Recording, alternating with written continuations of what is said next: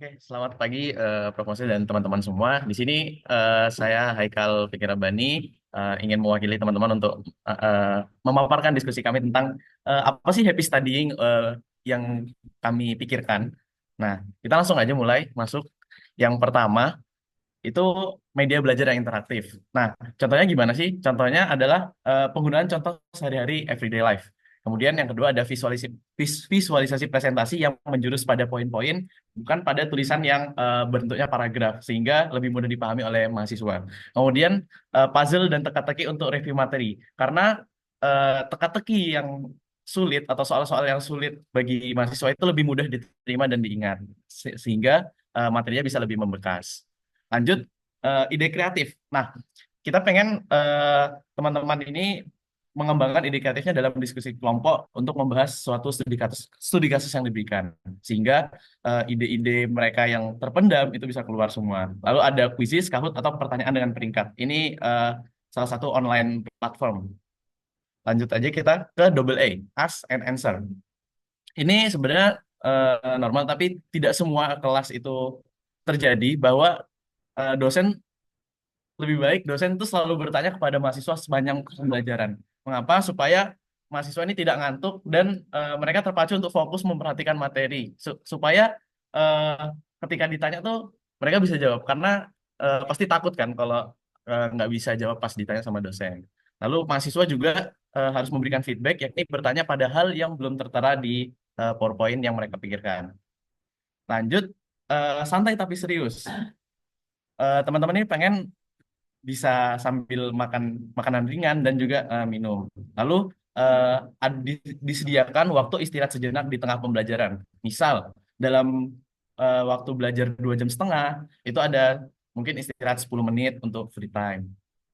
Lalu yang terakhir ice breaking. Nah, ini tidak harus selalu dilakukan, mungkin sekali-sekali saja.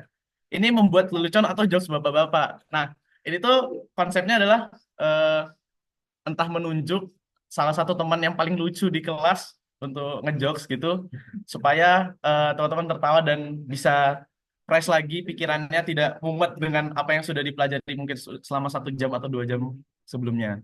Lalu bisa juga senam jari. Senam jari ini seperti yang eh, ini ya. Nah, itulah intinya. Saya tidak bisa karena belum menyiapkan. Mungkin itu saja dari kelompok kami. Terima kasih.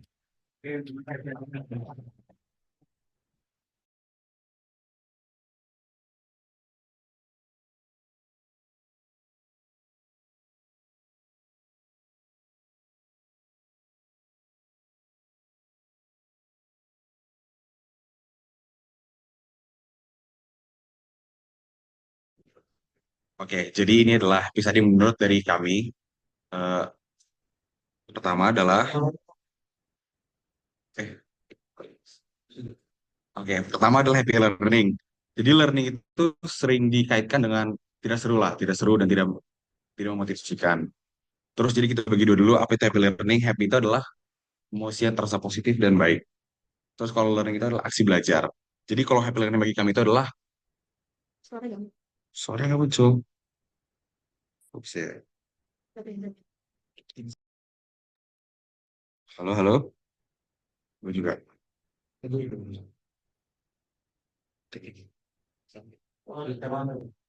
Itu lucu. Oh, belum. Oh, balik lagi, balik lagi, balik lagi. Halo, halo. Udah aman. Oke, sorry. Jadi pertama adalah happy study. Eh, learning itu learning itu suka dikaitkan dengan sesuatu yang tidak memotivasikan lah, tidak seru dan tidak menyenangkan. Jadi kalau happy learning itu kami bagi dua dulu jadi happy dan learning. Happy itu adalah emosi positif dan secara sadar itu bisa membuat suatu aktivitas itu menjadi memorable. Terus kalau learning itu adalah aksi belajar. Jadi kalau happy learning bagi kami itu eh, membuat upaya untuk membuat belajar itu menjadi sesuatu hal yang menyenangkan gitu. Oke, yang pertama adalah introduction. Jadi happy studying bagi kami itu dibagi menjadi dua faktor, yaitu internal dan eksternal. Internal itu dari dalam diri kita sendiri dan juga kalau eksternal itu faktor luar atau environment lah. Yang pertama adalah internal dari dalam diri kita sendiri. Yang pertama itu adalah eliminasi instant gratification. Itu maksudnya adalah eh, zaman sekarang itu manusia itu anak-anak itu udah terlalu sering melihat shorts lah, dari TikTok dan lain-lain gitu. Jadi mungkin itu tuh bahayanya adalah bisa menurunkan span of fokus kita. Kita jadi fokus kita menjadi lebih rendah gitu. Jadi mungkin untuk nge-shift balik lagi kita ke bisa nonton, bisa mendengarkan materi lebih lama itu, kita harus mengeliminasi instant gratification. Yang kedua itu adalah kita tuh jangan terlalu berfokus pada motivasi. Motivasi itu bisa datang dan bisa hilang. Itu bisa naik turun. Jadi mungkin ada baiknya itu kalau kita itu fokus ke konsistensi atau kayak habit gitu. Yang ketiga adalah kita harus menjaga kondisi, yaitu kesehatan fisik maupun mental. Terus yang kedua adalah eksternal dari luar diri atau environmental. Yang pertama itu adalah melibatkan indera, maksudnya dari lima senses kita. Nggak cuma lihat doang, nggak cuma dengar doang, tapi semua itu kalau bisa di-incorporate, digabung-gabung gitu. Kenapa? Itu tuh bisa membuat pembelajar itu menjadi lebih imersif. Maksudnya adalah kalau kita melibatkan lima senses kita itu, sesuatu aktivitas atau apa yang kita pelajari itu menjadi lebih melekat di otak kita gitu loh. Jadi mungkin kalau implementasi asli itu mungkin bisa implementasi warna itu bisa lebih visual gitu lah. Kalau materi-materi itu mungkin bisa lebih diwarna-warnikan gitu. Terus atau mungkin juga bisa fun games dan quiz gitu untuk mengetes pemahaman kita gitu-gitu. Terus yang kedua adalah adanya break dan peregangan itu untuk refresh. Jadi itu bisa bisa berrole sebagai checkpoint gitu loh, kayak oh kita udah nyampe sini, kita break dulu ya biar kayak refresh lagi, biar otak kita itu nggak terlalu terisi full oleh materi gitu loh. Yang terakhir adalah mengimplementasikan reward gitu itu sebagai motivasi pendorong. Itu juga bisa sebagai feedback gitu. Dan itu tuh sangat berguna juga untuk biar kita semua itu memiliki jiwa berkompetisi gitu dan ada jiwa bersaing. Oh, oke, matur suwun. Terima kasih. Mungkin sekian dari kami.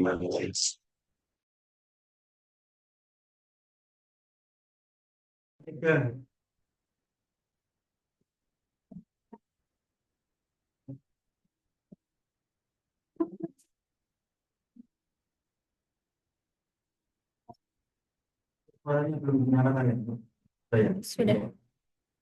Baik, terima kasih atas kesempatannya. Di sini saya dan teman-teman kami berdiskusi mengenai happy studying.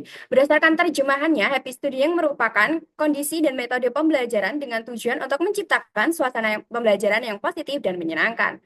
Lalu di sini anggota-anggota kami yang membuat diskusi kelompok menjadi lebih menyenangkan.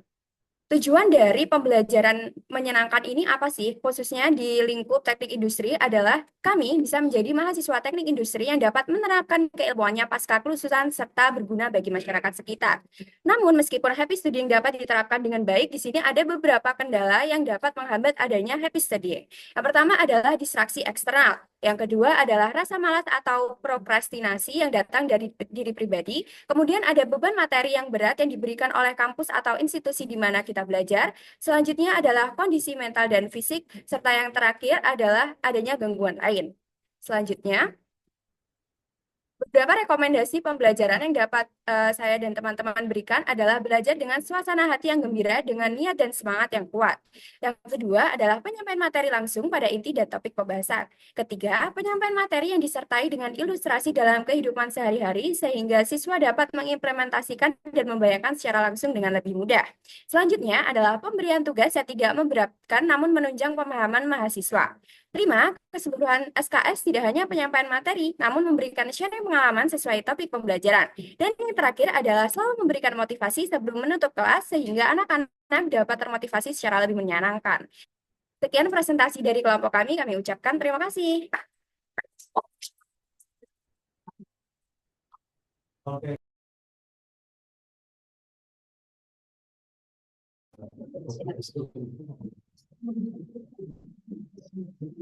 Baik, selamat pagi teman-teman. Nah, di sini saya mewakili kelompok saya untuk mempresentasikan bagaimana sih belajar yang menyenangkan.